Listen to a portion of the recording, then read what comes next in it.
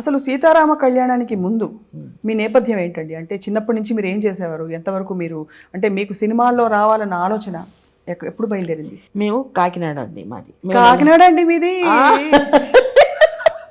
ఎవరి మీది? మాది హైదరాబాద్ అండి. అది చెప్పండి. మా ఫాదర్కి చిన్నప్పటి నుంచి మా సిస్టర్ని నన్ను ఒక ఆర్టిస్టులు చేయాలి, అందుకని ఆయనకి అంబిషన్ ఏంటంటే వీళ్ళిద్దరిని ఆర్టిస్టులు చేయాలని కోరికగా హైదరాబాద్ వచ్చామండి. వచ్చిన తర్వాత చిన్నప్పటి నుంచి డాన్స్ నేర్పించారు ఆయన. ఒక 5 సంవత్సరాలప్పుడు అక్షరాభ్యాసం చేయించే బదులు డాన్స్ చేయించారు ఆయన.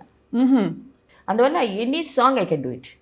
ఇప్పుడు కూడా ఇప్పటికే ఇస్తే చేస్తాను, ఇవ్వకపోతే నేనేం చేస్తాను.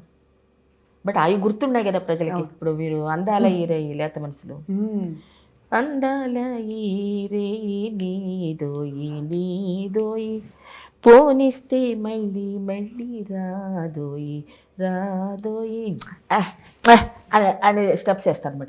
ఇట్లాంటి నాకు అసలు పిచ్చ పిచ్చ స్టెప్స్ ఉన్నాయి. తమిళ్లో వచ్చి మణి, నా పేరు యాక్చువల్గా మణి. ఆ బాంబే వాళ్ళు వచ్చి ఆ సినిమా ద్వారా వాళ్ళకి పారస్మణి పేరండి టైటిల్.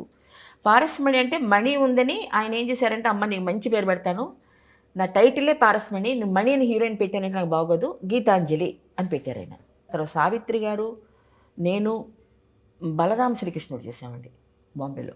సో బాగా ఎంజాయ్ చేశారు మీ మొత్తం మీ యాక్టింగ్ అసలు కెరీర్ అంతా. అన్నీ మంచి పాత్రలు కదండి, చిలిపి చిలిపి క్యారెక్టర్స్, ఏడుపు క్యారెక్టర్లు ఉన్నాయి నాకు, కానీ నేను ఎక్కువ నవ్వుతాను.